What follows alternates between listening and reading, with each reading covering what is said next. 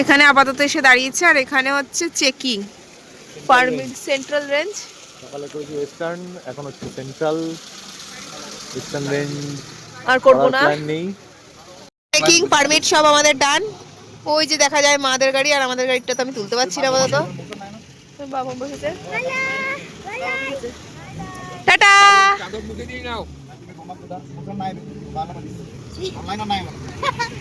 এবার আমাদের শুরু হলো জার্নি পেখমরা নিয়ে। এখানে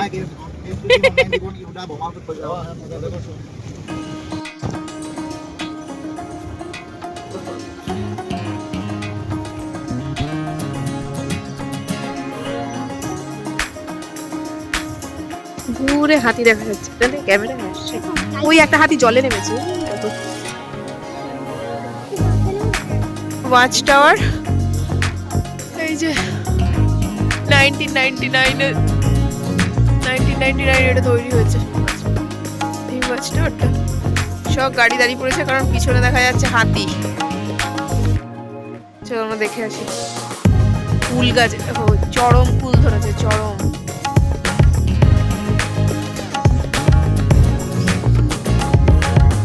এখান থেকে দেখো কুল হি কুল, সারা গাছে কুল। সিজন না তবুও কত কুল। আর ওয়াচটা আমার থার্ড ফ্লোরে উঠছি।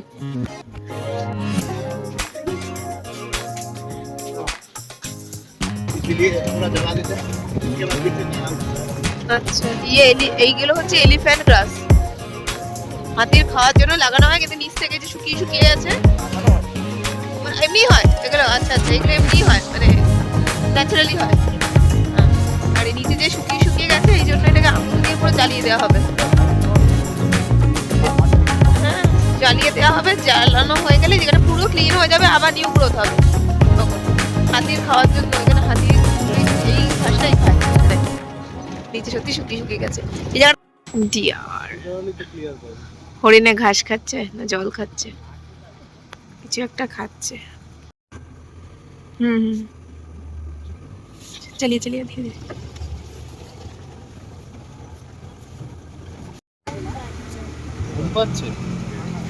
রাইনো আর বাফেলো একসাথে।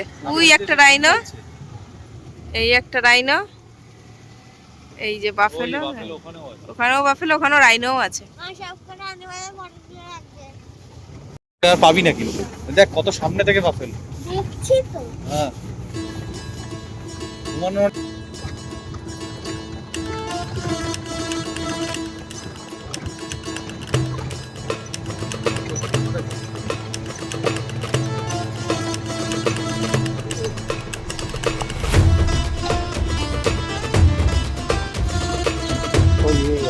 কি বল, क्या बोलते हैं? ও আচ্ছা আচ্ছা, বাজ টাইপের একটা পাখি, জলে খেলছে। मतलब जिसका मतलब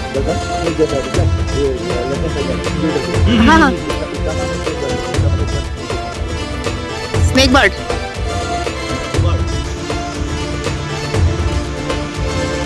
चलिए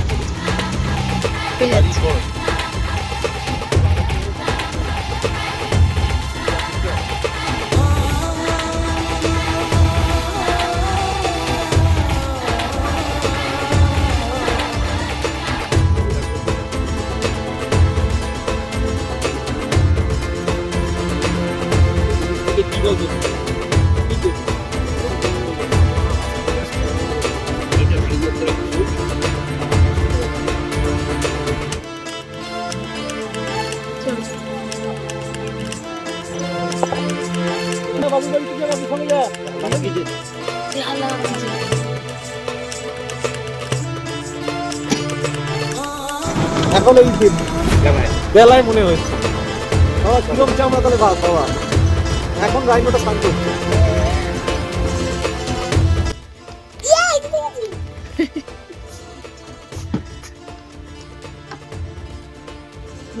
দিদিভাই কোথা থেকে এসছে? দিদিভাই বাড়ি কোথায় জিজ্ঞেস করেছো? ও এখানে, বাহ, কোন ক্লাস? স্কুল সাউথ পয়েন্টে। আমরা পরশুদিন গুয়াহাটি চলে যাবো। এখানে কি ঘুরতে আসা আছে?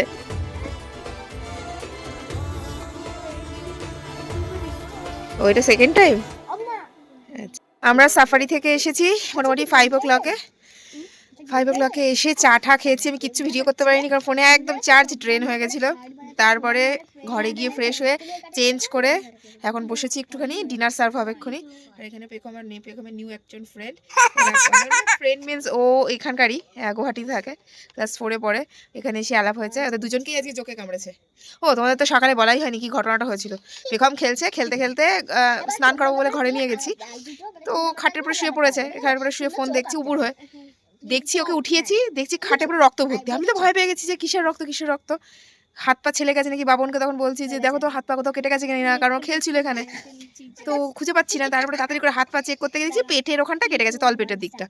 তো বাবন বলছে হয়তো ছেলে গেছে বা কিছু হয়েছে, কিন্তু ছেলে গেলে রক্তই বন্ধ হবে না, এত ব্লিডিং হচ্ছে।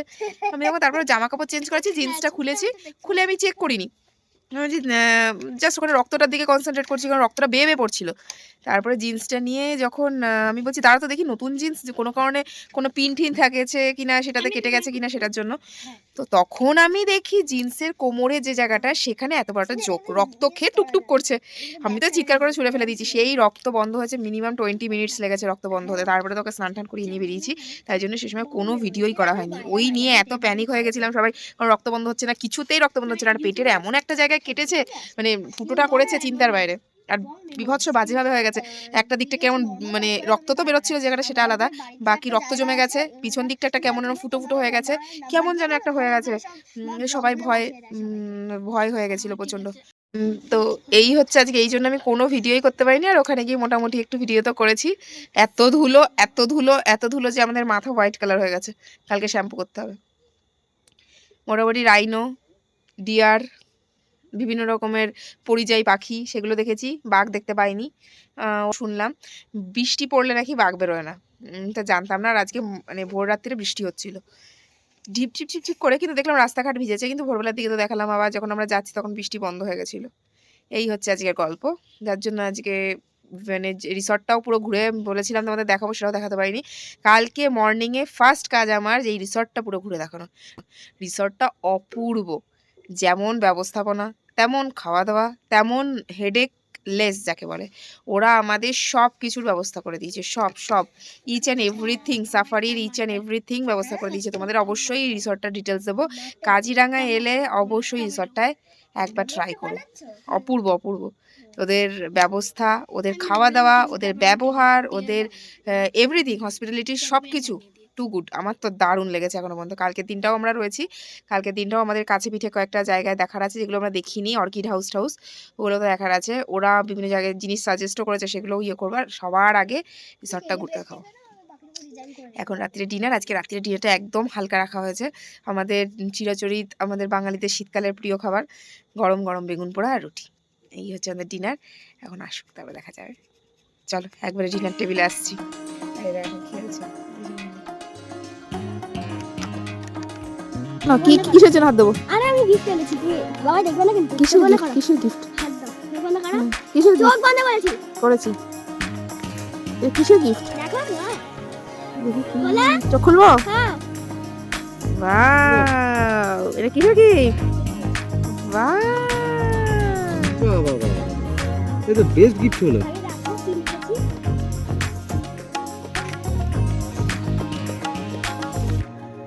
থ্যাংক ইউ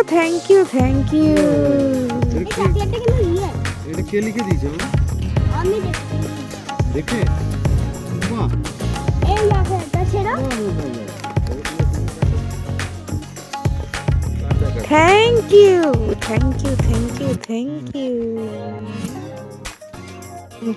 হাম ওরে আজকে এটাই বানাচ্ছিলাম বসে ওখানে। আবার চলে গেছিল। ও আচ্ছা, র দিয়েছে, আমাদেরকে মেখে নিতে হবে। বাহ, কাঁচা তেলটা দেওয়া? আচ্ছা ঠিক আছে, রুটি ঠিক আছে, থ্যাংক ইউ।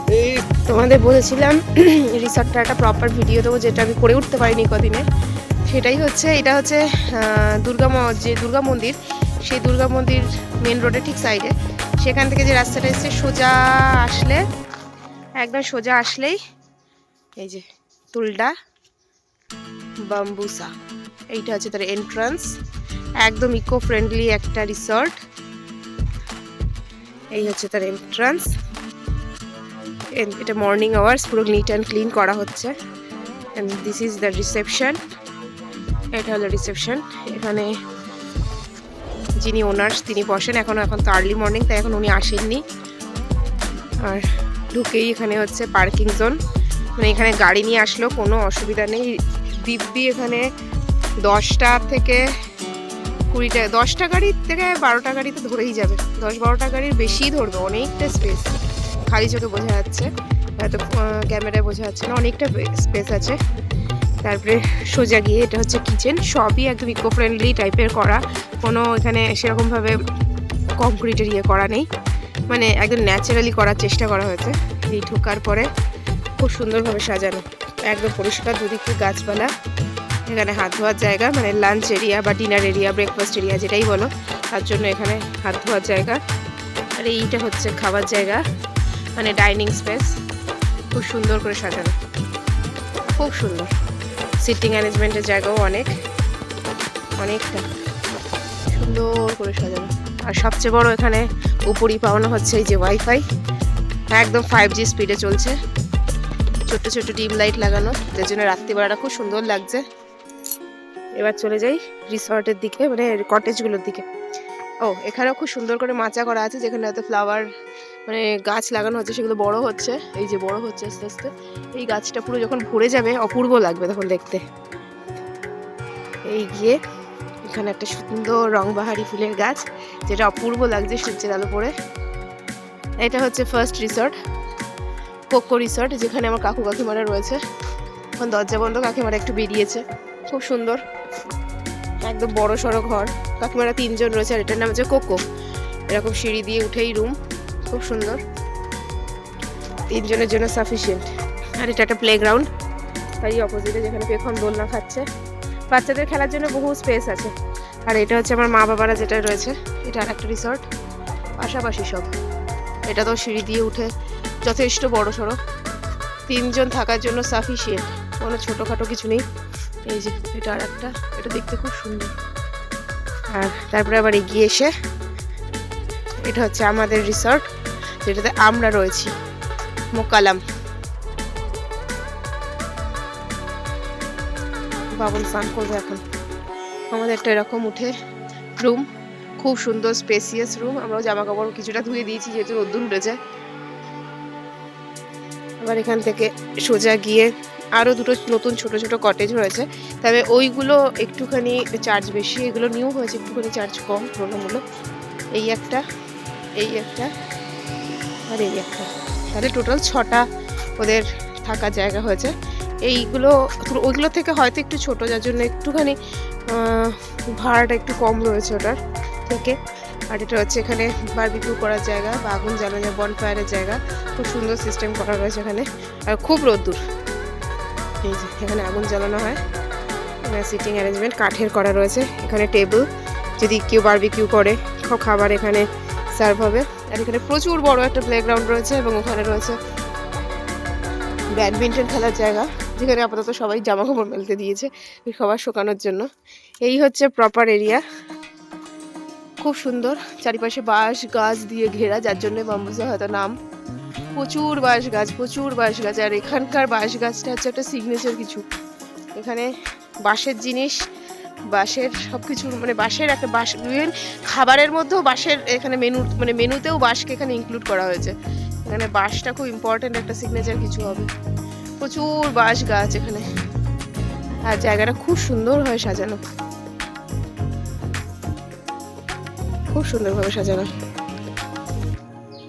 আর খাবার দাবারের কথা তোমাদেরকে বলেছি, বাবন ওখানে স্নান করবে বলে রোদ্দুর পোহাচ্ছে দাঁড়িয়ে। আর বাকি রইল হসপিটালিটি, গরম জল, ওয়াইফাই, একটা রোজকার জীবনে থাকার জন্য যা যা দরকার এখানে সবই আছে। খাবার দাবার তো নো ডাউট খুবই ভালো। আমাদের এখানে মানে আমরা বয়স্ক মা বাবা, কাকু কাকিমা সবাই এজেড, তাদেরকে নিয়ে এসেছি। এবং খাওয়া দাওয়াটা এতটাই হালকা, এবং তাদের খাওয়া দাওয়া করে কোনো রকম কোনো প্রবলেমও হচ্ছে না। এতটাই ভালো খাওয়া দাওয়া, এখানকার রান্নার কোয়ালিটি কোয়ান্টিটি দুটোই এখানে মানে খাবার ক্ষেত্রে কোয়ালিটি কোয়ান্টিটি দুটোই সম পরিমাণে ম্যাটার করে। এখানে দুটোই একদম এ ক্লাস, কোয়ান্টিটিও হিউজ, কোয়ালিটিও খুব ভালোই মেনটেন করেছে।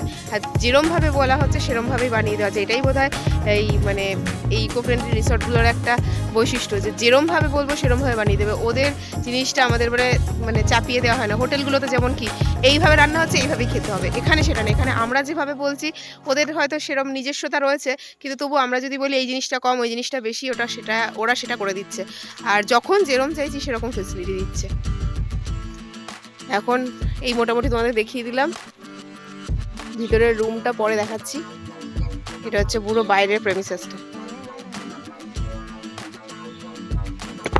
এর ব্রেকফাস্টে আজকে আছে লুচি ছোলার ডাল আর চাউমিন।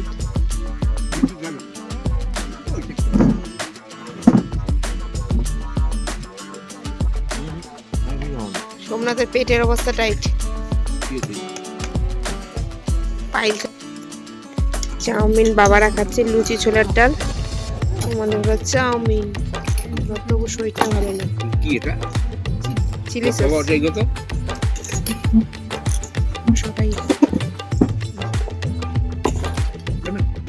আমরা রেডি হয়ে গেছি আর বেরিয়ে গেছি। আর এখানে যে তোমাদের বলছিলাম সকালে, কি বলেছি খেয়াল নেই, মারা গেছিল 300 বছর পুরনো যে দুর্গা মন্দির, সেখানে একবার দর্শন করতে একটু যাচ্ছি। দর্শন করে তারপরে বেরোবো একবারে। তো মা তো সুন্দর একটা গল্প বললো, মারা সকালে গেছিল সেখানে মা দুর্গার স্নান করানো, এগুলো মারা দেখতে পেয়েছে। আমরা এখন আর সেটা হয়তো দেখতে পাবো না, কিন্তু যেটুকু পাই মায়ের দর্শন করে আসি। গল্পটা তোমাদের যেতে যেতে বলছি। মন্দিরে মার কাছ থেকে যেটা শুনলাম, সামনেই মন্দির। এই হলো মন্দির, মায়ের, মা দুর্গার মন্দির।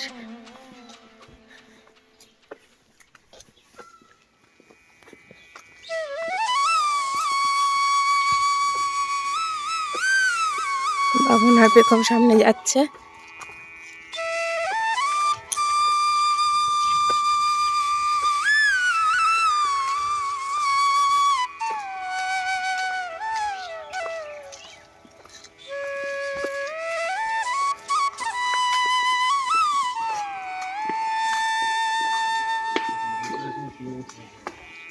এই মন্দির প্রাঙ্গণ।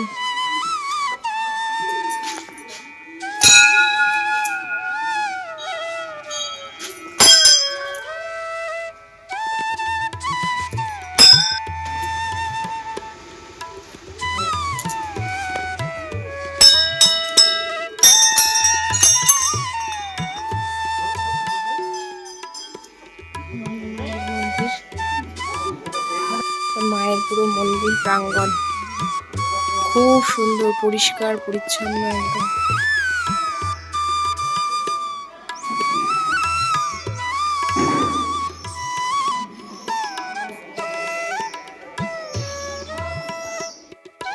মন্দির,